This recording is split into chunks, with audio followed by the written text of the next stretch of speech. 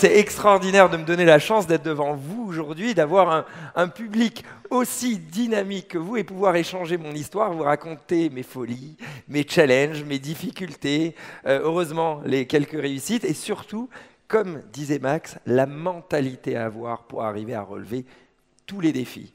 Alors, la plupart des gens connaissent ma carrière sportive juste, on va dire, le haut de l'iceberg, c'est-à-dire juste ils ont vu le saut de la Tour Eiffel ou quelques émissions télé, mais ils n'ont pas vu les années de galère et de bataille pour arriver à créer ce genre de choses. Tout est possible, il faut faire les choses avec le cœur. Donc j'ai touché à tout, j'ai fait du tennis pendant des années, j'étais même magicien professionnel quelques années, j'ai passé des années à faire de la magie, j'ai fait du piano, j'ai fait voilà, de l'école du cirque, plein de trucs inimaginables. Et c'est vrai que le roller, c'était toujours ma passion première. Et moi, je ne pense jamais aux difficultés. Je sais qu'elles vont arriver. Et quand elles sont devant moi, je suis au pied du mur. Là, je me bats et j'essaye de trouver les challenges pour aller de l'avant. Mais je ne pense pas aux difficultés. Je pense au contraire, je suis toujours optimiste à me dire, c'est possible, on va essayer d'inventer des trucs comme ci, d'aller comme ça et vraiment voilà, avancer. Tous les peurs qu'on peut avoir intérieures, qu'on se dit, bah ouais, ça on peut pas le faire ou quoi que ce soit, ben, je me suis rendu compte que c'est faux, il suffit de travailler comme un ouf, et à partir de là, tout est possible. Et donc, j'ai foncé dans le roller, j'ai commencé à m'entraîner, à continuer. Heureusement, la mode du roller en ligne a explosé en Europe, et donc là, j'ai commencé à voyager et à faire des compétitions. Et là, j'ai commencé à devenir carrément champion du monde, à gagner les X Games, les fameux X Games, à vivre dans les hôtels pendant des années. Donc, je vivais le rêve qui devenait réalité. Et donc, de fil en aiguille, j'ai commencé à devenir mon propre manager. Et moi, j'avais envie de toucher le grand public. J'avais envie de pouvoir être connu du grand public et pouvoir faire connaître mon sport du grand public. Et donc, je me suis dit, il doit y avoir une solution pour arriver à ça, même si mon sport ne le permet pas. Si je réfléchis, il y a automatiquement une solution pour toucher le grand public. Et l'idée que j'ai eue, qui était un peu folle, c'est celle-là, de sauter par-dessus la scène devant Notre-Dame. Donc je me retrouve un peu groggy, et la mairie me donne une liste de refus en me disant impossible, mais vu que je refuse d'abandonner et que je suis toujours optimiste, je leur dis ok, mais bon, il y a peut-être quand même un autre lieu à Paris. Paris est grand, il y a plein de monuments incroyables. Et en fait, les institutions aiment bien se renvoyer la balle. Et donc ils me disent, ils se disent, celui-là il va nous casser les pieds, il ne va pas abandonner. Ils me disent, bon, écoute, va à la Tour Eiffel, demande à la mairie du 7e, ça sera peut-être plus facile là-bas. Quand il m'a dit ça, en quelque sorte, dans ma tête, c'est comme si j'ai pété les plombs. C'est-à-dire que c'est fini. Je suis parti dans un délire. C'est-à-dire que je me suis dit, ok, c'est possible, ça y est, je rentre dans une nouvelle ère, je n'ai plus de vie pendant 2 ans, 3 ans, jusqu'à que j'arrive à faire ça. Et là, vraiment, ce qui est impossible arriva parce que franchement, normalement, c'est impossible. J'ai eu cette fameuse incroyable autorisation de pouvoir sauter de la Tour Eiffel en roller. Parce que quand on y pense un peu concrètement, on se dit normalement, imaginez, il faut fermer la Tour Eiffel quasiment pendant 3 semaines parce qu'il y a la structure au pied de la Tour Eiffel, il y a 1000 personnes qui passent tous les jours au pied de la Tour Eiffel. Imaginez qu'un boulon tombe sur cette structure de 30 mètres, ça peut tuer quelqu'un en bas. En plus, pour faire un saut sur un sportif qui va presque tenter sa vie, en quelque sorte. Donc, c'était fou. Mais à nouveau, comme un peu sur les gammes de papeterie, ce qui a fait flancher au-delà des dossiers techniques et de la sécurité que j'ai mis là-dedans, c'est que c'est le message de fond que j'ai véhiculé à toutes les institutions.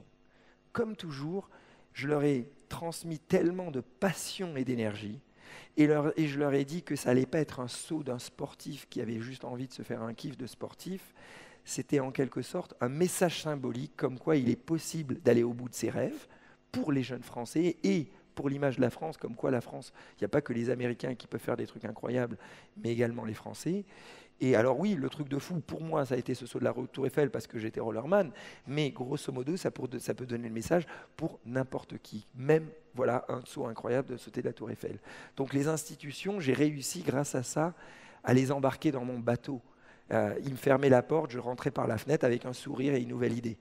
Vous voyez ce que je veux dire? Et donc je me dis, ok, il faut tout tenter. Et donc, je commence à contacter toutes les sociétés qui fabriquent la rampe, etc. Et je leur dis, écoutez, faites-le moi gratuit. Et à nouveau, vous voyez, à nouveau, l'excès de passion, c'est possible vraiment de bouger des montagnes, parce que bien sûr, les gens qui ont travaillé sur l'événement, ils ont été payés, parce que le travail mérite salaire, c'est évident. Mais la marge de la société, j'ai réussi à faire des coupes de 50 000 euros par là, 100 000 euros par là. Tous les fabricants se sont dit, allez, on va l'aider, ce petit jeune, son projet est génial, c'est vrai qu'il s'est battu pendant 2 ans pour y arriver, c'est vrai que c'est exceptionnel, on va trouver une façon pour que notre société brille avec cet événement, etc. Et donc je réduis les coûts énormément, mais ça ne suffit toujours pas. Et il me reste, au bout du compte, je suis à 2 mois avant l'événement, et il me manque 150 000 euros. Et je vivais à l'époque que de sponsors, mais il ne me restait plus qu'un seul sponsor l'année d'après, qui me payait justement cette somme. Et je me retrouve dans un dilemme. Je me dis, bon, je n'ai pas les 150 000, donc soit j'annule l'événement, soit je demande à mon sponsor de donner l'argent maintenant pour l'événement, et je perds l'argent, et ils ont mon image gratuite l'année d'après. Et le dilemme n'a pas duré longtemps dans ma tête, ça a duré peut-être 1 seconde et demie.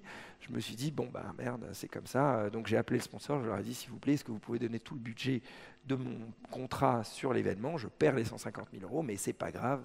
Dans la vie, je suis jeune, je pourrais peut-être me refaire, mais un rêve n'a pas de prix.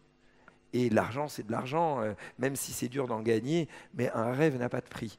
Et je me dis, je regretterai toujours toute ma vie pouvoir sauter de la Tour Eiffel. J'étais rider avant tout. Et donc le sponsor accepte, et enfin, j'ai une vraie équipe derrière moi. Fini les plans 3D du dossier technique à moitié amateur que je faisais moi, il y avait des vrais ingénieurs qui ont enfin pu faire le dossier proprement. Et donc là, j'avais 100 personnes qui ont travaillé avec moi. Du coup, enfin, l'événement a commencé à se construire. Et j'ai vu cette rampe gigantesque commencer à se monter au pied de la Tour Eiffel. Et imaginez, vous vous rappelez sur les images que j'ai montrées au début où j'ai commencé à faire du roller au Trocadéro, j'étais devant la Tour Eiffel. Donc pour moi, c'était très émouvant. J'ai commencé à l'âge de 5 ans le roller au pied de la Tour Eiffel en quelque sorte. Mon père est algérien, ma mère est grecque, et on se retrouve avec le monument de la France entre nos mains, cette rampe gigantesque qui se monte, le rêve d'un rider. Et quand mes parents sont venus, ils ont eu les larmes aux yeux parce que c'était tellement symboliquement troublant d'être arrivé à construire ça. En plus, après le jour de l'événement, on a vu le monde qui a commencé à arriver. Moi, je ne savais pas s'il allait y avoir du monde ou pas. Et il y a 100 000 personnes qui sont venues voir le saut. 7 fois à terre, 8 fois debout. La chance, plus je travaille, plus elle se réduit. Ça, c'est vrai, parce qu'on a toujours de la chance et de la malchance dans une aventure. On a toujours des galères. Mais à force de travail, si on regarde le parcours de plus loin, on voit qu'il est en pic entre la chance et la mauvaise chance, mais c'est en pic vers le haut tant qu'on travaille. Donc il y aura toujours des moments, zut, il y a quelque chose, un mauvais truc qui nous est arrivé, mais sans on travail, la courbe, elle monte toujours. Donc voilà, et le troisième, ils ne savaient pas que c'était impossible, alors ils l'ont fait. T'en as la preuve vivante, toi. C'est pas juste des beaux mots que... Non, mais c'est la différence. Ce que j'explique souvent, c'est que la différence énorme entre savoir ce genre de choses, et toi, tu l'as vraiment intégré, tu le fais. C'est ça, donc ouais. Tu le vis ces phrases. C'est ouais. totalement différent. Donc tu es totalement en intégrité avec ça. C'est juste, je sais pas, moi, j'imagine de sauter de la Tour Eiffel. C'est juste... faut vraiment y aller, quoi. Faut pas avoir peur, quoi. Enfin si, faut avoir peur, mais tu passes à travers. Voilà, parce que il y a un moment, il faut j'ai appris surtout dans le sport que les sensations, en fait, je gérais mon cerveau presque comme un ordinateur, c'est-à-dire je me disais, la peur, une peur panique, c'est normal que tu l'aies, parce que tu as ton inconscient, il voit le vide, qui veut te défendre, bien sûr. Qui veut te défendre. Bien sûr. Donc en fait, j'ai essayé de mélanger cet inconscient avec soit des phrases positives. Par exemple, je vous dis des techniques, quand j'étais devant des grandes compétitions, évidemment ça fait peur d'être devant beaucoup de public, de devoir faire un enchaînement et d'avoir peur de louper l'enchaînement. Et si on commence à sortir de sa concentration et se dire « oh là là, et si je rate », commencer à penser aux trucs négatifs, commencer à voir le monde, on part tout de suite de sa concentration et là c'est horrible. Et donc j'avais une technique, et juste avant de vous dire la technique, il y avait instinctivement le cerveau, vu qu'il a peur au fond de lui, il veut qu'une chose, c'est sortir de la concentration. Il veut qu'une chose, c'est se rendre compte de la peur, oh là il y a du monde, etc. Et donc j'avais une technique qui empêchait mon cerveau de penser. C'est-à-dire que je lui répétais en continu une phrase, c'est-à-dire que je me disais tout le temps dans la tête, ça va aller, t'inquiète pas, ça va aller. Donc le fait que je dise des phrases, ça empêchait mon cerveau à penser à autre chose. Et il fallait pas que j'arrête de parler dans ma tête, parce que dès que j'arrêtais de parler, tout de suite le cerveau pensait à la peur. Donc voilà, j'étais comme à l'extérieur de cet ordinateur qui partait en vrille, que j'essayais de vraiment tenir pour arriver à... Vous voyez comment il contrôlait son monologue interne? Et c'est le même niveau pour nous quand on a peur. On parlait de monologue tout à l'heure, de PMF, de monologue et de physiologie. De physiologie clairement de gagnant. Et donc comment tu as réussi à trouver une technique de monologue, de garder ton monologue, qui fait que non, je vais y aller, et pas laisser la peur dominer, quoi. Et oui, parce que la peur est normale, mais bon, il faut arriver. Voilà, après, ça s'est fait petit à petit. J'ai appris avec les années et on s'améliore de jour en jour. Mais voilà, c'est aussi le fait que j'ai été dans un sport qui avait tellement pas de structure. Dans les autres sportifs, ils ont normalement un manager qui s'occupe de tout, un de leurs avocats, les médias qui viennent à eux. Donc moi, j'étais dans un système où il fallait que j'apprenne tout, parce que c'était le moyen de survie. Et finalement, toutes les choses que j'ai apprises dans ma vie, j'ai pu les réutiliser dans tellement de moments. Même les tours de magie pour arriver à capter l'attention, pour pas que le mec voit que je boite. Ou les designs, le fait d'avoir appris du Photoshop. Mais ça m'a sauvé la vie tellement de fois pour des dossiers et des trucs comme ça. Et qu'est-ce que tu as envie de dire aux gens qui, ça fait 10 ans, 15 ans qu'ils ont un rêve et ils ne le poursuivent pas? Waouh. Ils ont toujours des excuses, tu vois, ils ont peur, je vais me mettre en main. C'est ça, tu l'as dit toi-même, c'est-à-dire que si on commence à se projeter un petit peu trop long vers l'avant, évidemment, il y a plein d'excuses qui vont arriver, évidemment, il y a plein de peurs qui vont arriver. Moi, ça va vous faire rire, mais je réfléchis rarement au-delà d'un jour sur le projet. Vraiment, hein. C'est vraiment au jour le jour. J'ai plein de problèmes, je me concentre j'ai le rêve qui est ultime, oui, le rêve qui me fait rêver et qui me pousse vers l'avant. Tu te focalises sur le moment présent. Mais je me focalise vraiment que sur le moment présent. Parce que ça ne sert à rien de penser trop longtemps à l'avance, ça ne va faire qu'une chose, ça va vous décourager. Wow. Faites le maximum au jour le jour. Donc, qui aurait persévéré, mais juste peut-être un quart de ce qu'a fait Taïg après les rejets? Vous voyez, donc ce qui est génial, c'est que toi, tu as un rejet, tu vas faire moi, c'est pas grave, j'ai continué. J'ai l'impression quand tu en parles, il y a toujours une solution, quoi. Il y a toujours une solution, et je suis surtout toujours drivé par la passion. C'est-à-dire que vraiment, quand je fais un projet, c'est pas, bien sûr, on a tous envie de gagner notre vie au bout du compte et ce genre de choses, mais c'est pas que pour ça. Quand je me suis, par exemple, quand j'ai fait les gammes de papeterie, je me suis réellement passionné pour faire des beaux designs et apporter des super produits pour les enfants. Donc finalement, le refus était difficile de l'accepter parce que j'étais quand même drivé par une passion. Quand on regarde des enfants, vraiment quand ils sont gamins, un enfant fondamentalement est passionné. Un enfant perd la passion quand finalement il ressent que c'est finalement les parents qui veulent se réaliser à travers lui. C'est-à-dire que par exemple, quand on voit des parents qui poussent l'enfant à dire « fais du piano » parce que le père a par exemple jamais pu être pianiste et il a envie que le fils devienne pianiste en quelque sorte, là l'enfant tout de suite perd la passion du piano. Et donc en fait, l'avantage que mes parents ils ont eu, ce qui leur a donné le déclic, ça a été un livre qui s'appelle « Libres enfants de Summerhill ». Et c'est ça c'est grâce à ce livre qu'ils ont décidé de ne pas m'envoyer à l'école. Mais donc, ils se sont dit, c'est vraiment de nous laisser, mon frère et moi, 100% la libre décision de faire ce qu'on aime.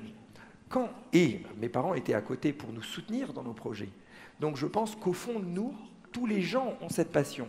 Soit ils l'ont perdue parce qu'ils ont été trop bridés par un système en place ou par leurs parents. Mais si on cherche au fond de nous, on a des choses qui nous animent. Il faut arriver à écouter son cœur.